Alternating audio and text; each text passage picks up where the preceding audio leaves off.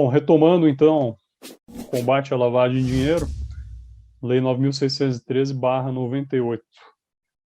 Seguindo então, pessoal, mais um ponto importante aqui de leitura da legislação é o que se extrai do artigo 1º, parágrafo 4º da Lei 9.613, que prevê uma causa de aumento de pena. Então, a pena do crime de lavagem, ela será aumentada de 1 a 2/3 se os crimes forem cometidos de forma reiterada ou por intermédio de organização criminosa.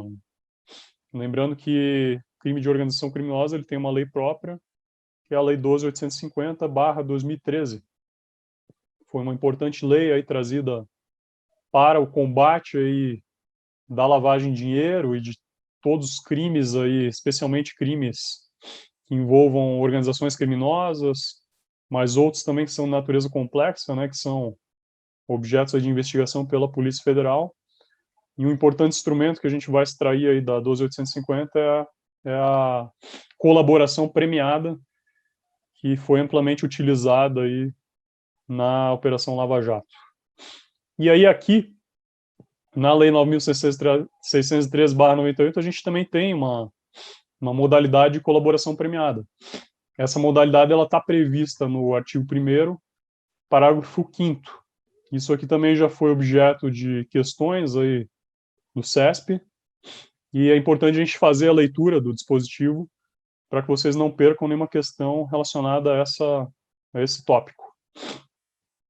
Então vamos lá, a pena poderá ser reduzida de 1 a 2/3 e ser cumprida em regime aberto ou semiaberto, facultando-se ao juiz deixar de aplicá-la ou substituí-la a qualquer tempo por pena restritiva de direitos, se o autor, coautor ou partícipe colaborar espontaneamente com as autoridades, prestando esclarecimentos que conduzam à apuração das infrações, à identificação dos autores, coautores e partícipes, ou à localização dos bens, direitos ou valores objeto do crime.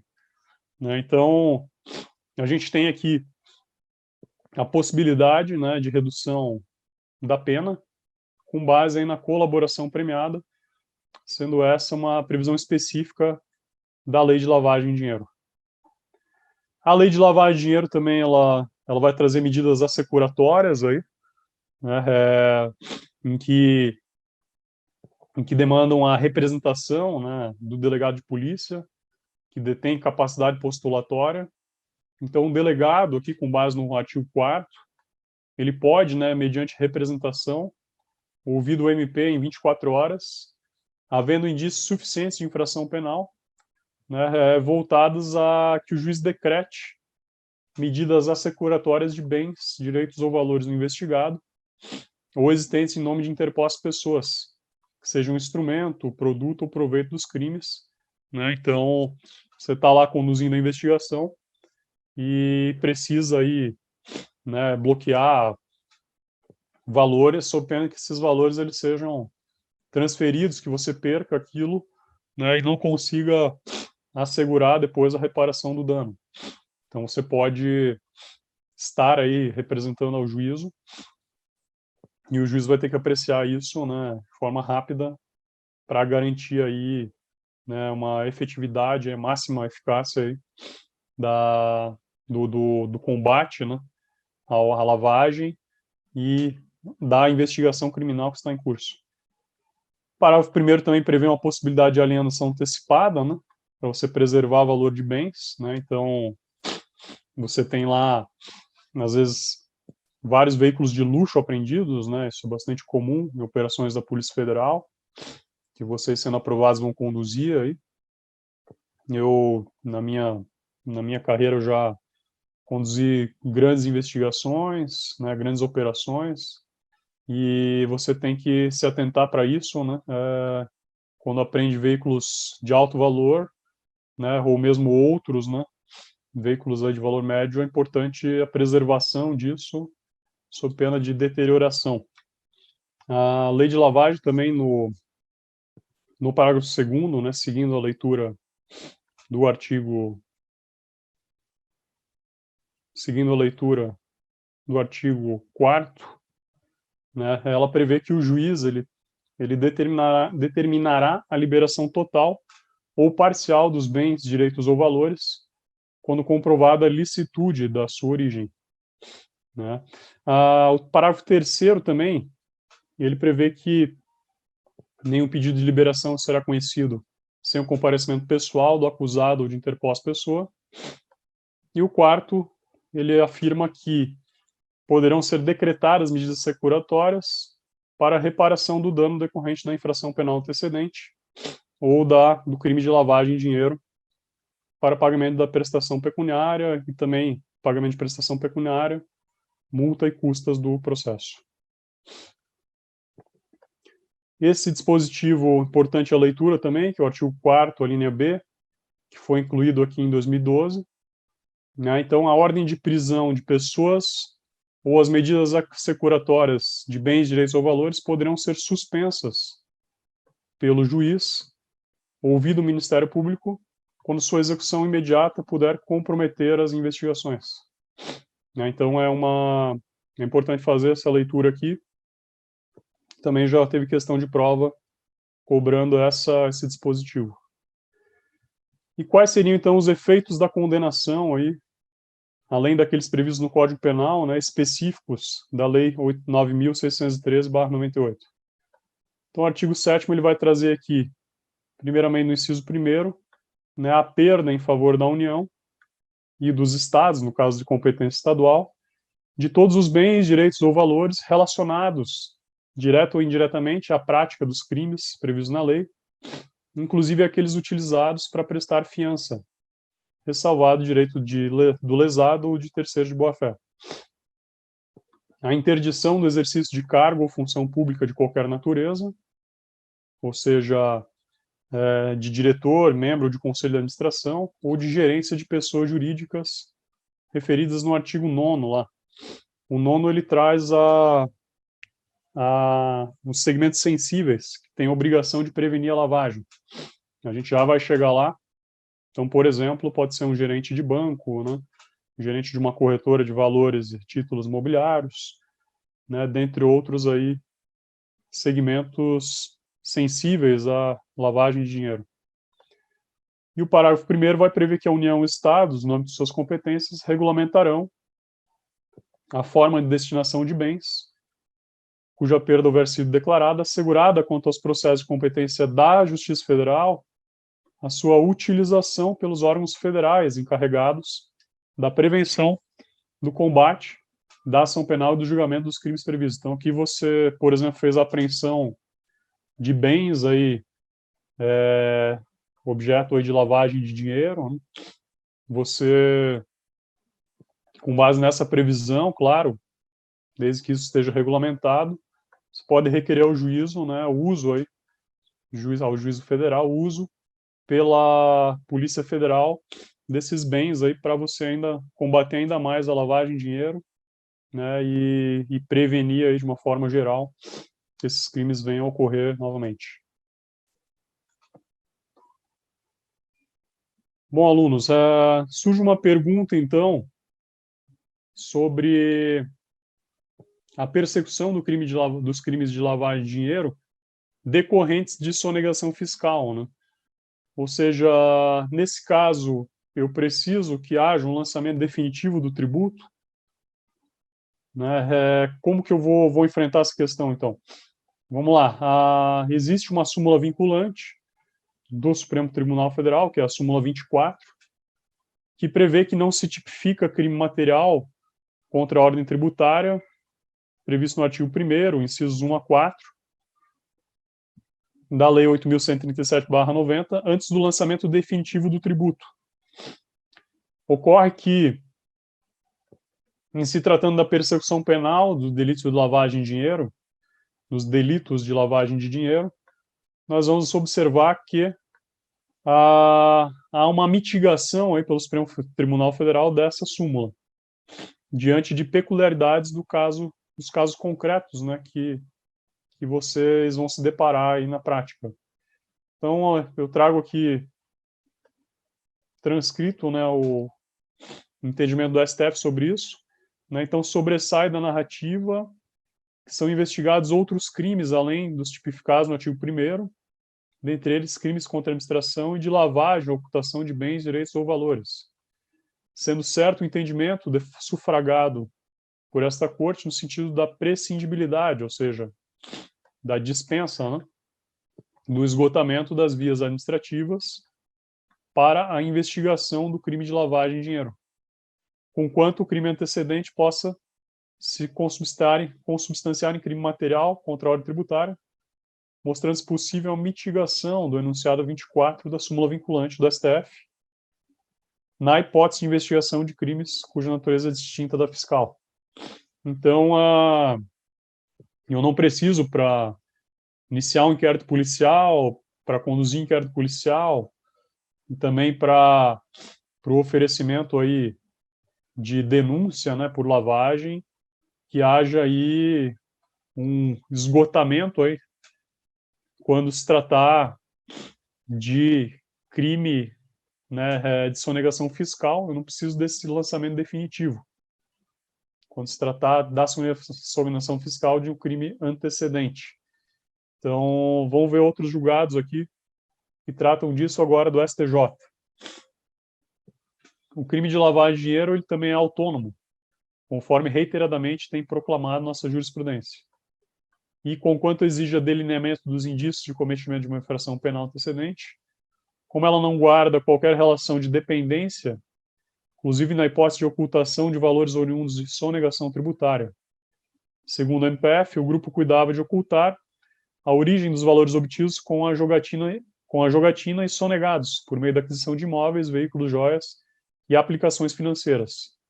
Ainda, no que se refere à lavagem de dinheiro, a denúncia esclareceu que o seu antecedente consubstanciou-se na configuração de organização criminosa, né? Então, você tem essa autonomia aí do crime de lavagem, mesmo nesse caso, sonegação tributária. Mais um julgado aqui também do STJ, lavagem de dinheiro, investigação na operação denominada alquimia, pretensão de trancamento do inquérito policial, alegação de ofensa súmula vinculante 24, a ausência de lançamento definitivo do crédito tributário, investigação também de crimes autônomos à sonegação, né, que seria aqui a lavagem, crime contra o sistema financeiro, né? Então, também no julgado, coloca que o STJ tem firmado a conclusão de que, na hipótese em que a investigação policial recai sobre outros crimes autônomos em relação à sonegação fiscal, como no caso em análise, em que se apura também a prática pela organização criminosa de lavagem de dinheiro, né, é inviável o trancamento apenas com base no não lançamento definitivo do crédito tributário. Né, então, mais uma decisão aí que esclarece isso, e aqui, no embargo de declaração, nesse mesmo HC, em que ele conclui também que, inexistindo por mais de 10 anos de investigação crédito tributário lançado, possível, então, o trancamento do inquérito quanto ao crime de sonegação fiscal, mas tem que prosseguir ali em relação aos outros, né, crimes apurados como de lavagem de dinheiro. Um ponto importante que é muito recente e que nós vamos ter que se atentar aí caso venha cair na próxima prova de delegado de Polícia Federal, é essa que tange ao artigo 17D da Lei 9.603/98. Esse artigo ele prevê o seguinte, né? Em caso de indiciamento de servidor público, este será afastado sem prejuízo de sua remuneração e demais direitos previstos em lei, até que o juiz competente autorize, em decisão fundamentada, o seu retorno. Então, até ali 23 de novembro de 2020, quando o delegado de Polícia Federal ele indiciava um servidor público por conta havendo materialidade, né, indícios suficientes de autoria por lavagem de dinheiro, com base no artigo 17D, né, você já comunicava lá o órgão de origem do servidor, a sua chefia imediata, para que ele fosse afastado aí da função, né, pública sem prejuízo da remuneração. Então, continuaria recebendo, mas ele ele ficaria afastado cautelarmente. Esse poder que detinha o delegado, esse dispositivo especificamente, ele acabou sendo declarado inconstitucional pelo STF, agora, né, recentemente, dia 23 de novembro de 2020, pela ADI 4911 do Distrito Federal. Então, eu vou trazer aqui a cópia aqui da ementa para vocês darem uma estudada. A ADI 4911, sessão virtual encerrada dia 20/11. Tá? O ministro aqui, o voto foi do Alexandre de Moraes. Nós tivemos antes desse voto, né, depois eu volto aqui, já vou voltar lá, nós tivemos com o voto vencido do ministro Edson Fachin.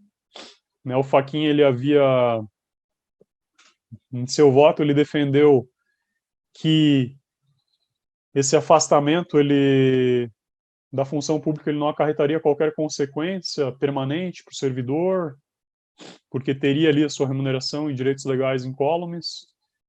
E aí ele justificou, né, e fundamentou pela constitucionalidade do 17D, né, mantendo aí essa prerrogativa ali para o delegado de polícia.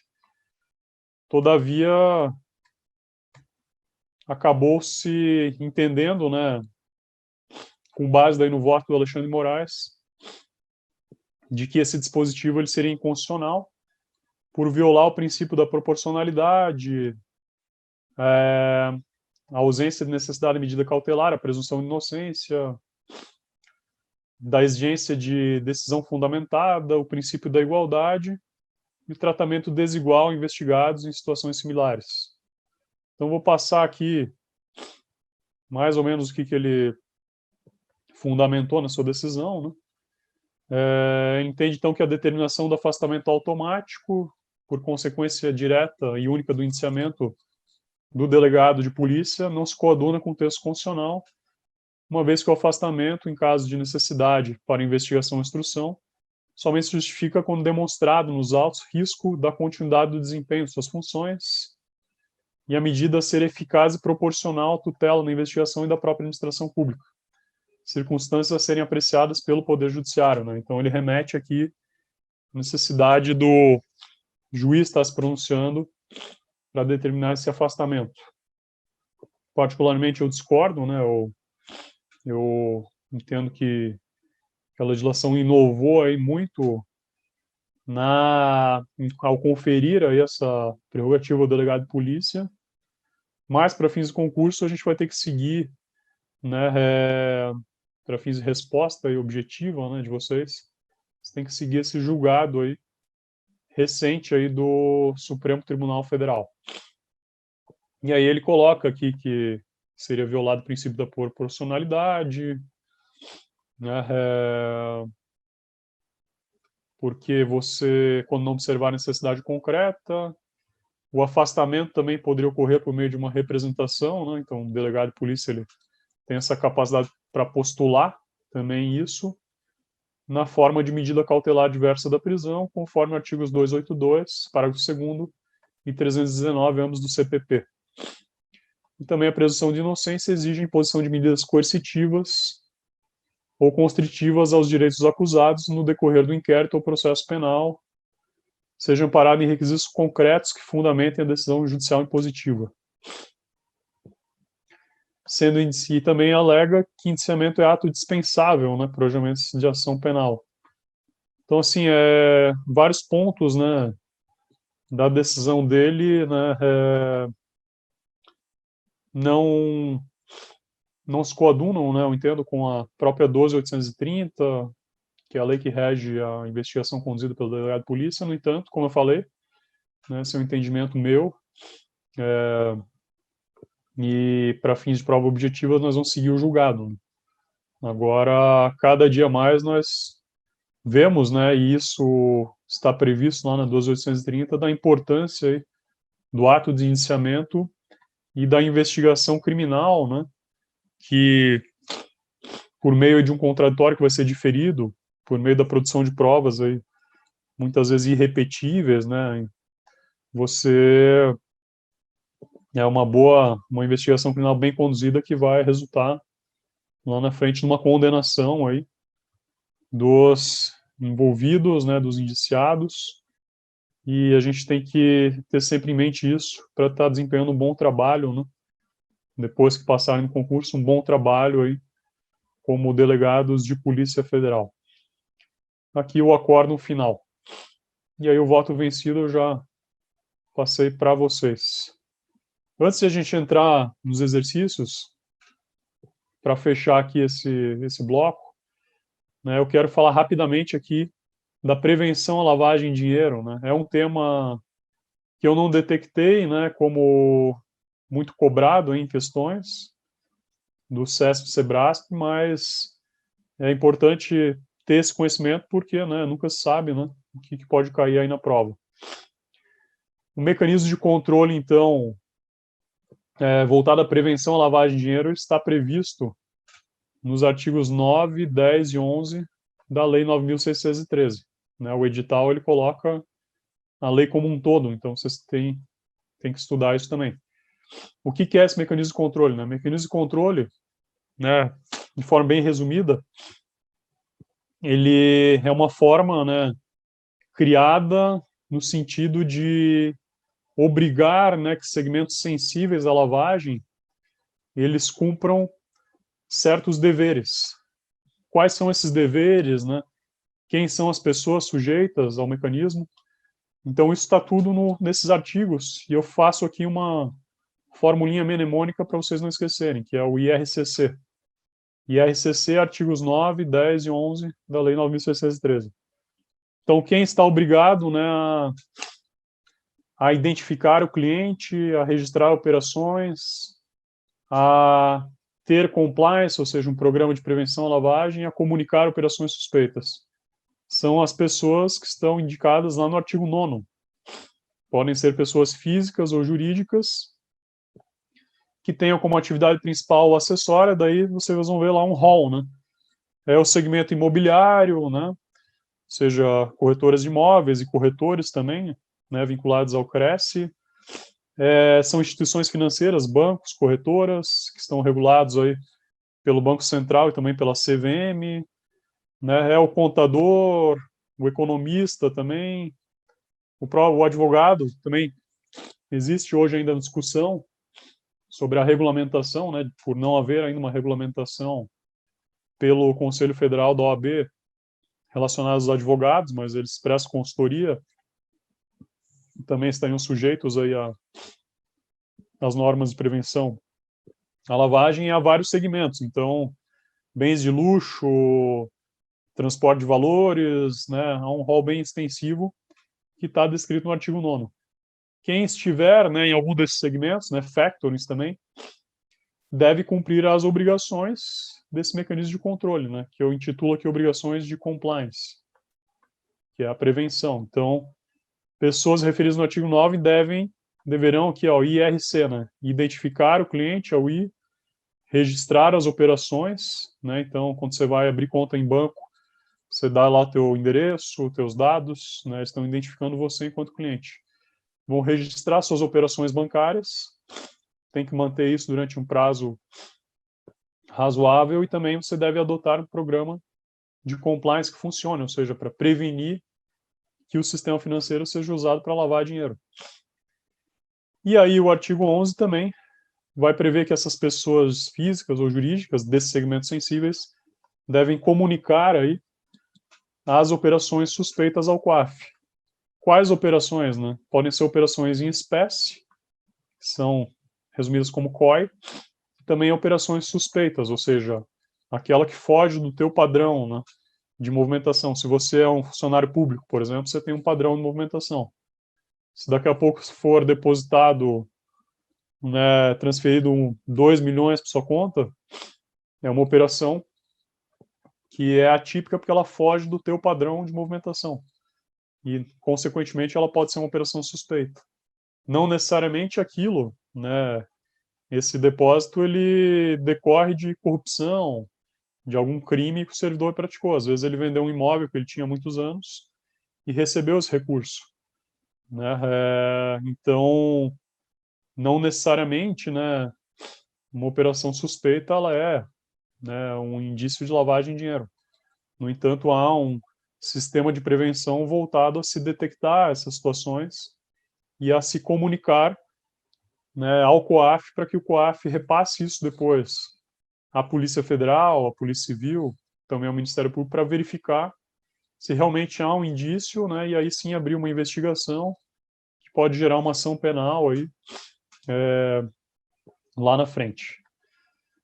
Bom, então tipos de comunicação, né, que o dispositivo legal, né, como eu falei, a COI é a comunicação automática, que é em espécie. Então, o indivíduo que saca 50 mil reais em espécie da sua conta, esse saque ele automaticamente vai ser comunicado ao COAF. Né? Agora, o indivíduo, como eu falei, o funcionário público recebeu lá 2 milhões de TED na conta, né, foge do seu padrão de movimentação, e aí isso pode ser comunicado enquanto operação suspeita, né? Não necessariamente se tratando, né, de crime de lavagem, de indícios de lavagem, mas é algo que foge do seu padrão, por isso é comunicado. O COAF, né, também é importante ter essa noção, ele é o Conselho de Controle de Atividades Financeiras do Brasil, que hoje está vinculado ao Banco Central. Cabe a ele, então, receber dos setores obrigados essas comunicações, ou seja, os bancos comunicam ao COAF, né, essas movimentações em espécie, que estão, né, dentro dos patamares das normas. Ele também comunica operações suspeitas, ele analisa daí isso que chega ao seu conhecimento.